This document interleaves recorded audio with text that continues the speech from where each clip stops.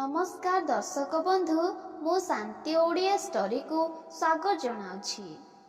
आज आपण मानक पई आउ एक नुआ कहानी नहीं आसीछि जार ना हेउछि पिशाच। तेबे चलंतु कहानीटी को आरंभ करिबा। सुजित रणेन्द्रगढ़ चंद्रवंशी राज परिवारर सान राजकुमार।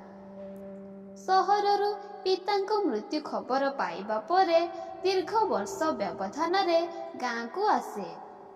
गाँ रे पहुँचीबा परे समस्त पुराणा स्मृति तांको आखि सामना रे झलसी उठे। पिला दिने सांग मानंक साथी रे बण जंगल रे लुचकाळी खेल, नदी रे पहरा इत्यादि। सुजित निजको संजत करी काहाकू खोजी उठे। ता नजर खोजुथाए ता बड़ भाई अजित को, जिए घरर ज्येष्ठ पुत्र तथा बापांक परे राजवंशर उत्तराधिकारी। तार समस्त चेष्टा परे भी से भाई को पाए नहीं, किंतु सामना को आसंती रणेन्द्रगढ़र मुख्यमंत्री तथा ता बापांक मुख्य उपदेष्टा समरेंद्र प्रताप सिंह। से सुजित को देखी ताकू राजउआस भीतर को पाचटे निहंती, किंतु सुजित तांको आखिरे गोटे अद्भुत भय को ठौराई निए। भीतर को गला परे से तांकू बड़ भाई अजित विषय रे पचारे, किंतु से किछि कहिबा पूर्वरु कहरे भांगी पड़ंती। सुजित धैर्य हरा होई तांकू बारंबार भाई विषय रे पचारु थाए। शेषरे से कहिबा आरंभ करंती। समरेंद्र बाबू, गत काली राति रे जेते बेले आपणक बापा तांको शेष निश्वास त्याग कले सेते बेले अजित दुखरे भांगी पड़िथिले।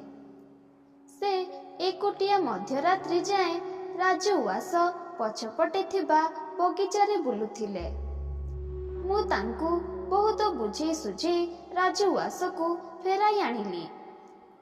से बहुत कष्टरे सोइबा पाई निज कक्ष को गला परे मु टिके आश्वस्त हेली, किंतु सकाळु जेतेबेले मु दाह संस्कार विधि आरंभ करिबा पाई तांकू डाकिबाकू गली से निज कक्षरे नथिले। आमे सबु सकाळु सबु आडे खोजी सारिलुणी, किंतु तांकर कौनसी जगारे पता मिलु नाही। मु आपणक बाटकू चाहि बसिथिली। आपणकू ही वर्तमान दाह संस्कार कार्य करिबाकू हेबो। सुजित, आपण ए कोन कहउछंती समरेंद्र बाबू? बड़ भाई थाउ थाउ मो बापांकर दाह संस्कार केमिति करिबी? समरेंद्र बाबू, मु बुझुछि सुजित, किंतु जेहेतु भाई जे आउ फेरिबे से आशा आउ नाही, सेथिपाई समस्ते आपणको अपेक्षा करिथिले। वर्तमान आपण निजर कर्तव्य करंतु। सुजित, भाईंकर फेरिबार आशा नाही माने आपण जानिछंती से कौठी अछंती। आपण निश्चय मते किछि लुचौछंती। सत कुहंतु कौन हेइछि भाईंकर, कौठी अछंती से? समरेंद्र बाबू, कहिबी आज्ञा, सबु कथा कहिबी, किंतु प्रथमे आमकू बड़ साहंतींक दाह संस्कार सारिबाकू पड़िबो। मृत शरीर को अधिक समय रखिले आत्मा को कष्ट हुए, तेणु दया करी मो कथा मानंतु। समरेंद्र बाबूंको कथा सुनिला परे निजर इच्छा नथिले भी सुजित तांको कथा मानी दाह संस्कार कार्य शेष करी राजउआस को फेरिला, किंतु निज कक्ष को न जाई से सीधा पहुंचिला समरेंद्र बाबूंको पाखरे। ता पाखरे आउ अपेक्षा पाई धैर्य नथिला। सुजित, समरेंद्र बाबू एबे कुहंतु कौन हेइछि भाईंकर, केउठी अछंती से? ଜଲ୍ଦି କୁହନ୍ତୁ, ମୋ ମନକୁ ଗୁଡ଼ାଏ ଦୁଶ୍ଚିନ୍ତା ଆସୁଛି। ଦୟାକରି କୁହନ୍ତୁ, କ'ଣ ଲୁଚାଉଛନ୍ତି ସମରେନ୍ଦ୍ର ବାବୁ? କେଉଁଠି ଅଛି ଅଜିତ? ଜାଣିବା ପାଇଁ ଅପେକ୍ଷା କରନ୍ତୁ। ସମରେନ୍ଦ୍ର ବାବୁ କହୁଛି, ଆଜ୍ଞା, ଏସବୁ ଘଟଣା ଯୋଡ଼ି ରହିଛି ଆଜିଠୁ 500 ବର୍ଷ ପୁରୁଣା ଗୋଟିଏ ଅଭିଶପ୍ତ ଇତିହାସ ସହ। ବର୍ତ୍ତମାନକୁ ଜାଣିବାକୁ ହେଲେ ଆପଣଙ୍କୁ ଅତୀତକୁ ବୁଝିବାକୁ ପଡ଼ିବ। ସୁଜିତ, 500 ବର୍ଷ ପୂର୍ବ ଇତିହାସ ସହ ବର୍ତ୍ତମାନ କିପରି ଯୋଡ଼ି ହେଇଛି? କ'ଣ ହେଇଥିଲା 500 ବର୍ଷ ତଳେ? ଆପଣ କେଉଁ ଅଭିଶପ୍ତ ଇତିହାସ ବିଷୟରେ କହୁଛନ୍ତି? ସୁଜିତର ମୁଖମଣ୍ଡଳରେ ବ୍ୟସ୍ତତାର କଳା ବାଦଲ ଛାଇ ଯାଇଥିଲା। ତାର ଅଧୈର୍ଯ୍ୟତାକୁ ଠଉରେଇ ସମରେନ୍ଦ୍ର ବାବୁ ପୁଣି କହିବା ଆରମ୍ଭ କରିଲେ। ସମରେନ୍ଦ୍ର ବାବୁ, ଆଜିଠୁ 500 ବର୍ଷ ତଳେ ଆପଣଙ୍କ ବଂଶର ରାଜା ପ୍ରତାପ କେଶରୀ ସିଂଙ୍କର ରାଜୁତି ଥିଲା ରଣେନ୍ଦ୍ରଗଡ଼ରେ। ସେ ହିଁ ଥିଲେ ଆପଣଙ୍କ ବଂଶର ପ୍ରଥମ ରାଜା। ତାଙ୍କ ଶାସନ ସମୟରେ ସମସ୍ତ ପ୍ରଜା ଖୁସିରେ ଜୀବନ ଯାପନ କରୁଥିଲେ। ସମସ୍ତ ରାଜ୍ୟ ଧନ୍ୟ ଧାନରେ ପରିପୂର୍ଣ୍ଣ ଥିଲା। କିନ୍ତୁ ଏସବୁ ଖୁସି ଅଧିକ ଦିନ ରହିନଥିଲା। ହଠାତ୍ ଦିନେ ରାଜ୍ୟରୁ ଲୋକଙ୍କ ନିଖୋଜ ହେବା ଆରମ୍ଭ ହେଲା। କେହି କିଛି ଜାଣିପାରୁନଥିଲେ। କେବଳ ଏତିକି ଜଣାଥିଲା ଯେ ପ୍ରତି ଅମାବାସ୍ୟା ରାତିରେ ଲୋକ ନିଖୋଜ ହେଉଛନ୍ତି। ଜଙ୍ଗଲରେ ନିଆଁ ବ୍ୟାପିଲା ପରି ସାରା ରାଜ୍ୟରେ ଚହଳ ପଡ଼ିଗଲା।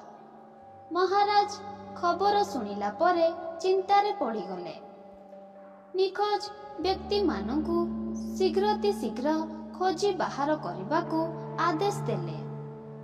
ପ୍ରାୟ 10 ଦିନର ତନାଘନା ପରେ ଗୋଟିଏ ପୂର୍ଣ୍ଣମୀ ରାତିରେ ନିଖୋଜ ହୋଇଥିବା ବ୍ୟକ୍ତିମାନଙ୍କ ଭିତରୁ 2-3 ଜଣଙ୍କ ମୃତ ଶରୀର ଉଦ୍ଧାର ହେଲା। କିନ୍ତୁ ସେମାନଙ୍କୁ ଦେଖି ପ୍ରଜା ଅତ୍ୟନ୍ତ ଭୟଭୀତ ହେଇଗଲେ। କାରଣ ସେମାନଙ୍କ ଶରୀରରେ ଟିକେ ହେଲେ ରକ୍ତ ନଥିଲା। କିନ୍ତୁ ଶରୀରକୁ ଦେଖି ଲାଗୁଥିଲା ଯେମିତି କିଛି କ୍ଷଣ ପୂର୍ବରୁ ହିଁ ମୃତ୍ୟୁ ହେଇଛି। କେହି କିଛି ବୁଝିପାରୁନଥିଲେ। ଠିକ୍ ଏହି ସମୟରେ ରାଜଗୁରୁ ମହାରାଜାଙ୍କୁ କହିଲେ, ରାଜଗୁରୁ, ମୃତ ଶରୀର ଗୁଡ଼ିକ ମାନଙ୍କୁ ଅନୁଧ୍ୟାନ ଓ ରାଜବୈଦ୍ୟଙ୍କ ସହ ପରାମର୍ଶ କରିଲା ପରେ ମୁଁ ଏ ନିର୍ଣ୍ଣୟରେ ପହଞ୍ଚିଛି କି ଏହି କାର୍ଯ୍ୟ ମନୁଷ୍ୟକୃତ ବା ପ୍ରାକୃତିକ ନୁହେଁ। ଏ କାର୍ଯ୍ୟ କେବଳ କୌଣସି ପିଶାଚ ଦ୍ୱାରା ହିଁ ସମ୍ଭବ। ପିଶାଚ ହିଁ ପ୍ରତି ଅମାବାସ୍ୟାରେ ଲୋକଙ୍କୁ ଅପହରଣ କରିନେଉଛି ତଥା ସେମାନଙ୍କ ଶରୀରରୁ ସମସ୍ତ ରକ୍ତ ଶୋଷି ସାରିଲା ପରେ ସେମାନଙ୍କ ମୃତ ଶରୀରକୁ ଏଠି ଫିଙ୍ଗି ଦେଇଛି। ମହାରାଜ, ତାହେଲେ ଆମେ ଏବେ କ'ଣ କରିବା ରାଜଗୁରୁ? ରାଜଗୁରୁ, ମହାରାଜ, ଆମକୁ ଏବେ ଅତି ଶୀଘ୍ର ସେ ପିଶାଚର ଗୁପ୍ତ ଠିକଣା ଖୋଜି ବାହାର କରିବାକୁ ପଡ଼ିବ। ଯାହା ଜଣାପଡ଼ୁଛି ସେ ସବୁ ଲୋକଙ୍କୁ ଗୋଟେ ଥରକେ ନ ମାରି ଜଣ ଜଣଙ୍କ ଶରୀରରୁ ଧୀରେ ଧୀରେ ରକ୍ତ ପିଉଛି। ରକ୍ତ ଅଭାବରୁ ଯାହାର ମୃତ୍ୟୁ ହେଇଛି ତାଙ୍କୁ ଏଠାରେ ଫିଙ୍ଗି ଦେଇଛି। ଯଦି ଆମେ ତାକୁ ଖୋଜି ବାହାର କରିପାରିବା ତାହେଲେ ଅନ୍ୟ ନିଖୋଜ ବ୍ୟକ୍ତିମାନଙ୍କ ଜୀବନ ରକ୍ଷା କରିହେବ। ମହାରାଜ, କିନ୍ତୁ ପିଶାଚର ଗୁପ୍ତ ଠିକଣା ଆମେ କିପରି ଖୋଜି ପାଇବା? ଆମେ ତା ବିଷୟରେ କିଛି ବି ଜାଣିନାହୁଁ। ରାଜଗୁରୁ, ମହାରାଜ, ଏ ମୃତ ଶରୀର ଗୁଡ଼ିକୁ ଧ୍ୟାନ ଦେଇ ଦେଖନ୍ତୁ। ଯାହା ଜଣାପଡ଼ୁଛି ଏମାନଙ୍କ ମୃତ୍ୟୁ ଏଇ କିଛି କ୍ଷଣ ପୂର୍ବରୁ ହେଇଛି। ତେଣୁ ମୁଁ ନିଶ୍ଚିତ ଭାବେ କହିବି ଯେ ପିଶାଚର ଠିକଣା ଏଇ ପାଖାପାଖି ନିଶ୍ଚୟ। କିନ୍ତୁ ଆମକୁ ଅତି ସତର୍କତା ସହ ଖୋଜିବାକୁ ପଡ଼ିବ। ଆପଣ ପ୍ରଥମେ ପ୍ରଜାମାନଙ୍କୁ ବାହୁଡ଼ିବାକୁ ନିର୍ଦ୍ଦେଶ ଦିଅନ୍ତୁ। ତାପରେ ଆମେ ସୈନ୍ୟମାନଙ୍କୁ ନେଇ ତଦନ୍ତ ଅଭିଯାନ ଆରମ୍ଭ କରିବା। ମହାରାଜ, ଠିକ୍ ଅଛି। ପ୍ରଜାଗଣ, ଆପଣମାନେ ନିଜ ନିଜ ବାସସ୍ଥାନକୁ ପ୍ରତ୍ୟାବର୍ତ୍ତନ କରନ୍ତୁ। ମୁଁ ଆପଣଙ୍କୁ ଭରସା ଦେଉଛି ଯେ ସେ ପିଶାଚକୁ ଖୋଜି ବାହାର କରାଯିବ ଏବଂ ତାକୁ ଉପଯୁକ୍ତ ଶାସ୍ତି ଦିଆଯିବ। ମହାରାଜାଙ୍କ ଆଦେଶ ତଥା ଭରସାକୁ ମାନି ସମସ୍ତେ ପ୍ରଜାଗଣ ନିଜ ନିଜ ଘରକୁ ଫେରିଗଲେ ଓ ତାପରେ ସୈନ୍ୟ ଦଳଙ୍କ ସହ ମହାରାଜ ଏବଂ ରାଜଗୁରୁ ତଦନ୍ତ ଅଭିଯାନ ଆରମ୍ଭ କଲେ। ଏହି ସମୟରେ ରାଜଗୁରୁ ଦେଖିଲେ ମୃତ ଶରୀର ମିଳିଥିବା ସ୍ଥାନରୁ ମାଟିରେ କିଛି ଘୋଷାଡ଼ିଲା ପରି ଚିହ୍ନ ରହିଛି, ଯାହା ଜଙ୍ଗଲ ମଧ୍ୟଭାଗରେ ଥିବା ପାହାଡ଼ ପଟକୁ ଯାଇଛି। ସେ ଅନ୍ୟମାନଙ୍କୁ ସେ ଚିହ୍ନର ଅନୁସରଣ କରିବାକୁ ନିର୍ଦ୍ଦେଶ ଦେଇ ନିଜେ ଆଗକୁ ବଢ଼ିଲେ। କିଛି ସମୟରେ ସେମାନେ ପାହାଡ଼ ପାଖରେ ଯାଇ ପହଞ୍ଚିଲେ, କିନ୍ତୁ ସେ ପାଖରୁ ଆଉ ଆଗକୁ ଘୋଷାଡ଼ିବା ଚିହ୍ନ ନଥିଲା। ମହାରାଜ, ରାଜଗୁରୁ, ଏବେ କ'ଣ କରିବା? ଆଉ ଆଗକୁ ତ ଚିହ୍ନ ଦେଖାଯାଉ ନାହିଁ। ରାଜଗୁରୁ, ମହାରାଜ, କିଛି ସମୟ ଅପେକ୍ଷା କରି ଦେଖିବା। ପ୍ରାୟ 2 ପ୍ରହର ଅପେକ୍ଷା କରିଲା ପରେ ହଠାତ୍ କିଛି ଶବ୍ଦ ଶୁଣି ସମସ୍ତେ ସତର୍କ ହେଇ ଦେଖିଲେ ପାହାଡ଼ର ପାଦଦେଶରେ ଥିବା ଏକ ବିରାଟକାୟ ପଥରଟି ଧୀରେ ଧୀରେ ଘୁଞ୍ଚିବାକୁ ଆରମ୍ଭ ହେଲା। କିଛି ସମୟ ପରେ ତ ଭିତରୁ 2 ଜଣ ପିଶାଚ ବାହାରି ଏକ ଶବକୁ ଜଙ୍ଗଲ ଆଡ଼କୁ ନେଇ ଚାଲିଗଲେ। ମହାରାଜ, ରାଜଗୁରୁ, ଏଇ 2 ଜଣ ହିଁ ଆମର ଅପରାଧୀ। ଏମାନଙ୍କୁ ଶୀଘ୍ର ବନ୍ଦୀ କରିବା ବ୍ୟବସ୍ଥା କରନ୍ତୁ। ରାଜଗୁରୁ, ମହାରାଜ, ଟିକେ ଲକ୍ଷ୍ୟ କରନ୍ତୁ। ସେ ପଥର ରାସ୍ତା ପୁନଃ ବନ୍ଦ ହେଇଯାଇଛି।